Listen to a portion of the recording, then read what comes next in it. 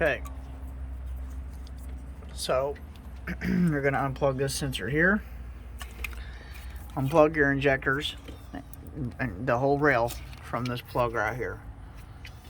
Don't even worry about taking the rail off. So we're going to remove the alternator, and then I'm going to remove the bracket.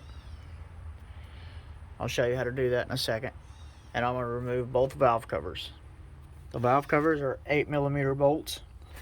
On the alternator, that's a 15mm bolt. That is a 10mm bolt. So I'm going to remove this bolt and this bolt right here, 15mm. Okay, so got the alternator off, two 15mm bolts. Next, I'm going to take this bracket off. There's a 15mm bolt there.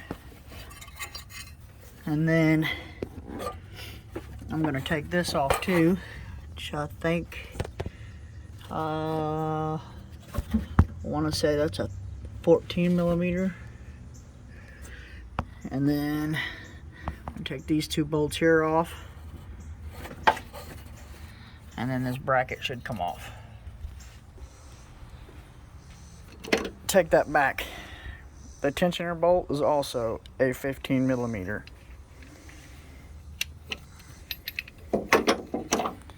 So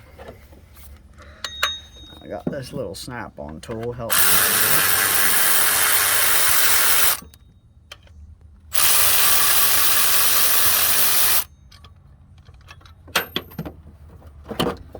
Dropped one of them bolts, I'll have to hunt it down. But now when you take off this bracket, this is going to come out. And this is basically, so if you pull the engine, your chain goes around this. And it sits in there just like that. Behind the bracket. Between the block, or between the head and the bracket. Don't forget to put that back in. I'm just gonna set this stuff up here for now. Okay. Now this one here, also 15mm. Get them loose, and that whole bracket will just come up off there.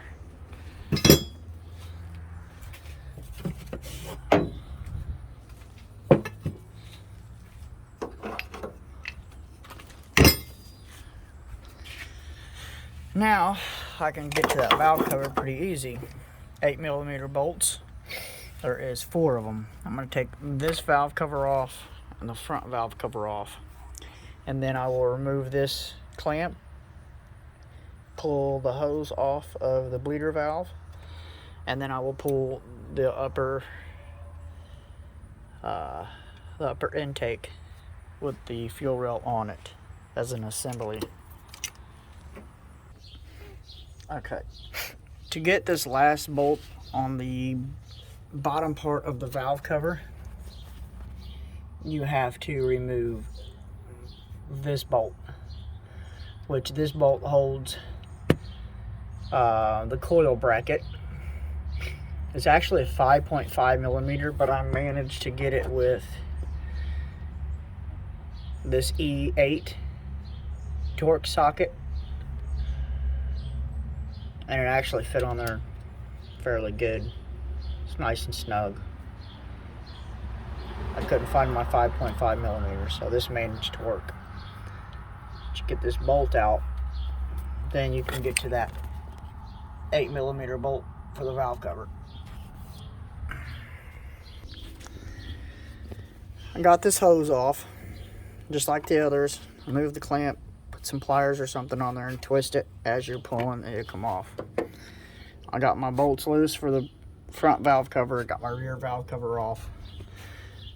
You can do it however you want. I'm just here trying to help people, but I usually clean this here for the most part, so that when I pull this off, dirt and stuff doesn't fall down into your valve train. Okay, I got my valve covers off. This hose here, you're gonna have to get this clamp off. Remove the hose if you haven't already done that. The bolts are pretty easy to get to. They're all 10mm. There's a couple that's not the easiest.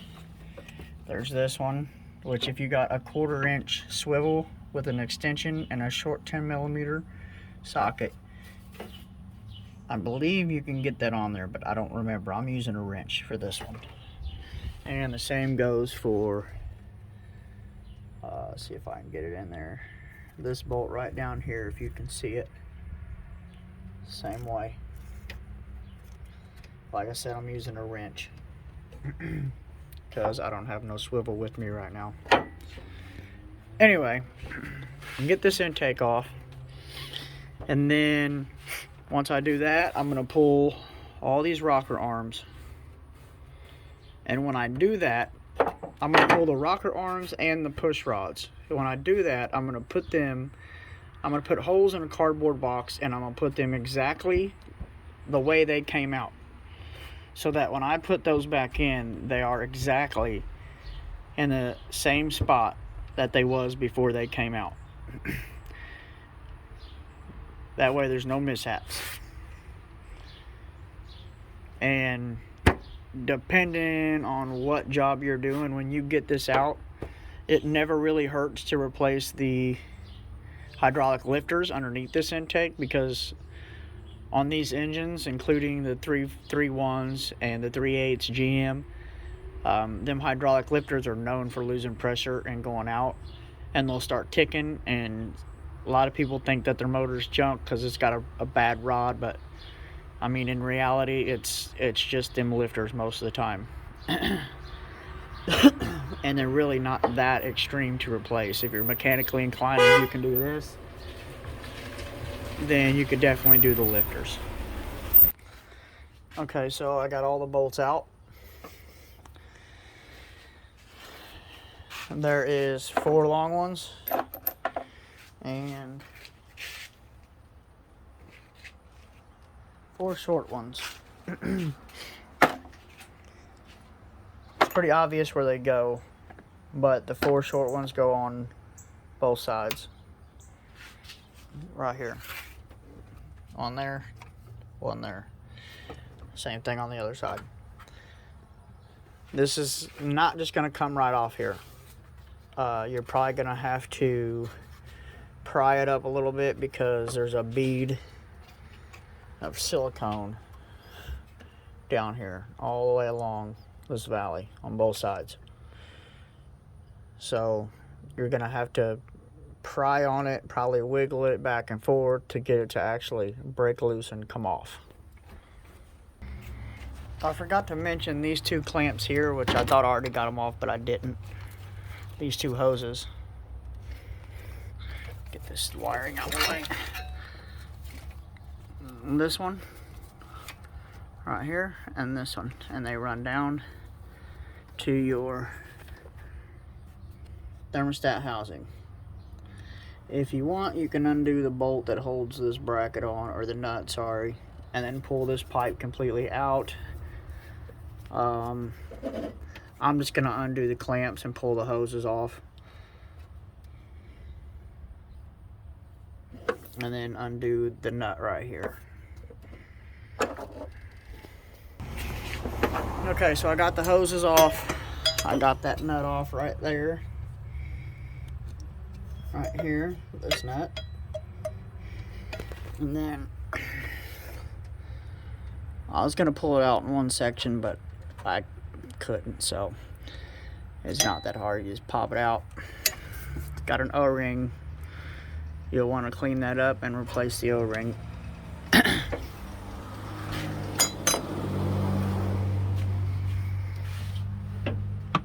Now, get these wires back out of my way.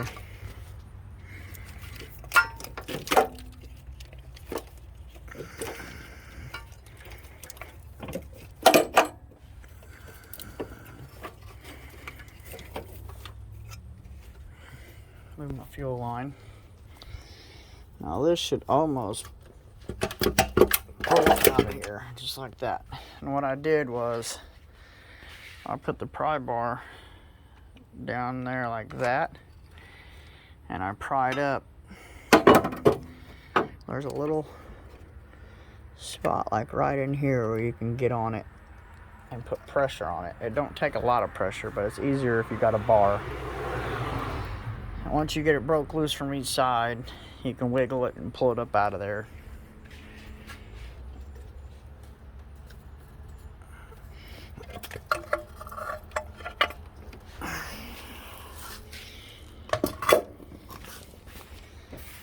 Okay, now we're going to pull off our push rods, our rocker arms, because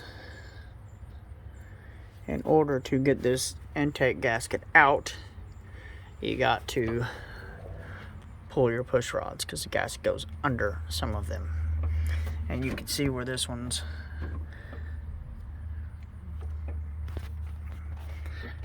pretty bad. Definitely needs cleaned up. So, and like I said,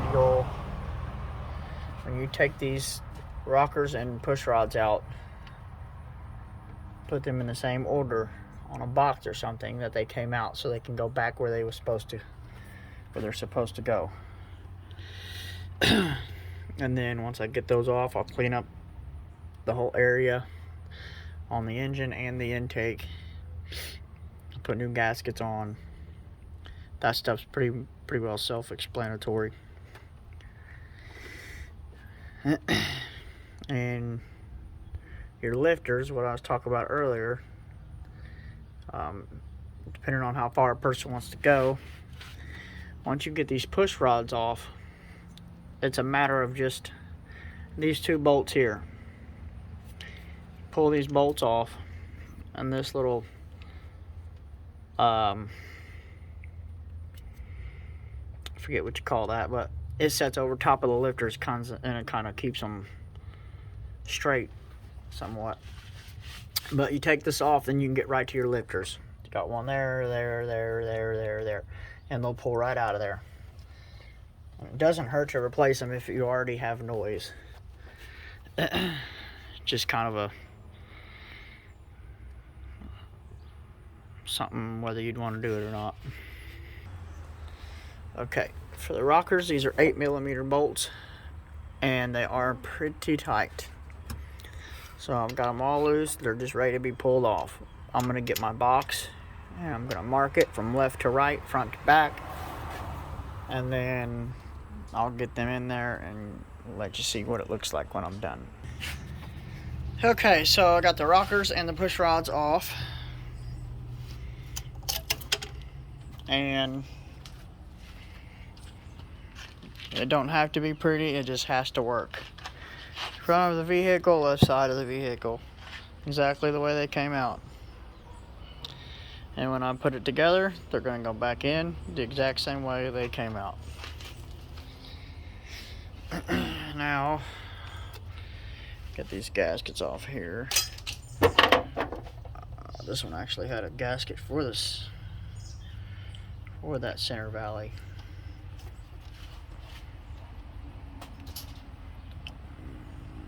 A lot nicer than silicone.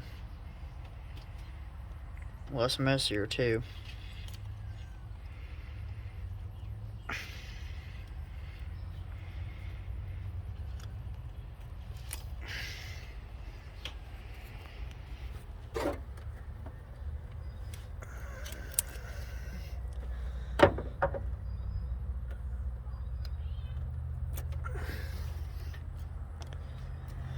Okay, now I'm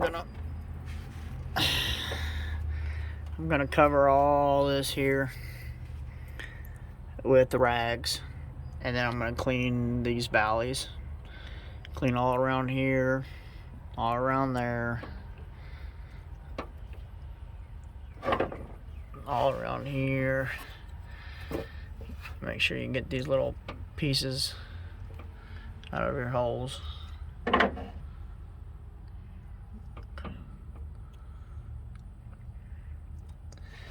And then start putting it back together.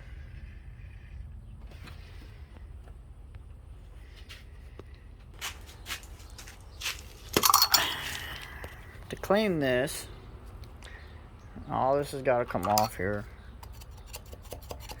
I'll just easily peel it off. And once I get all this stuff off here and wipe down, I will come through and clean it with this. It's a bristle disc, I think that's what it's called. And it's only, I think it's 80 grit. Which, as long as you're not too aggressive, you're not going to harm your aluminum. I don't suggest using a heavy grit sandpaper on this type of stuff, because you're going to gouge your aluminum up.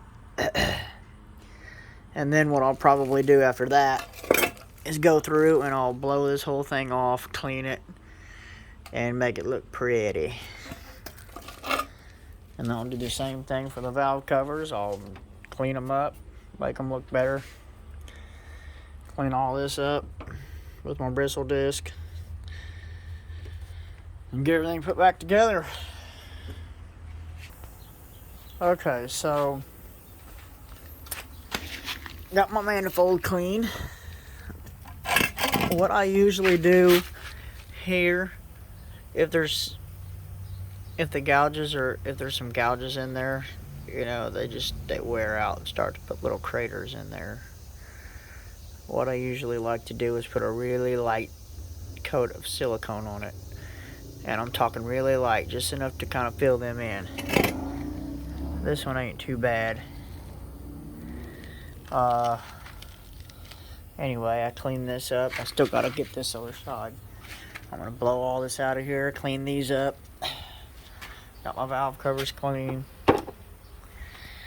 Now on the heads, they did have some imperfections, so I'll put a really, really light coat of silicone.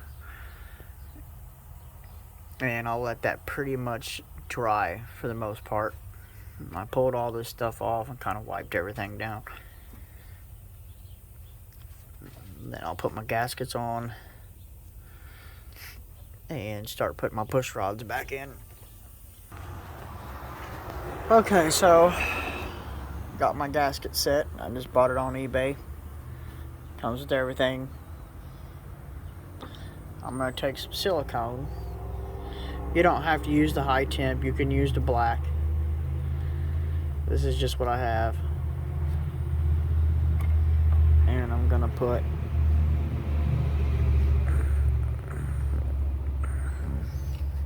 a little bit on each one of these corners where the head meets the block.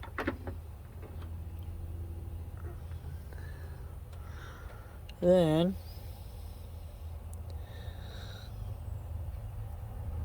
we're gonna put these here on, just like that. And then I'm gonna put a little bit more on there.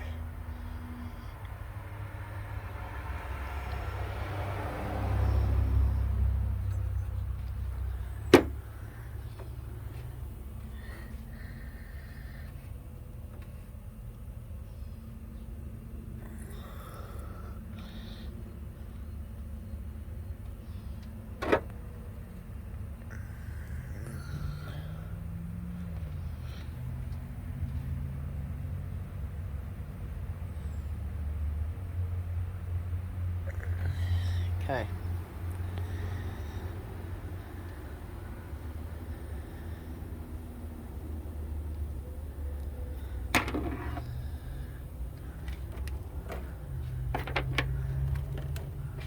Now,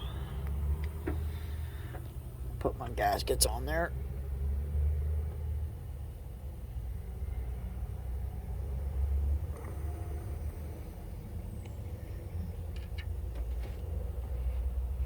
And there's little holes that these are going to slide into. Okay, let me actually back up here. Make sure it's on there right.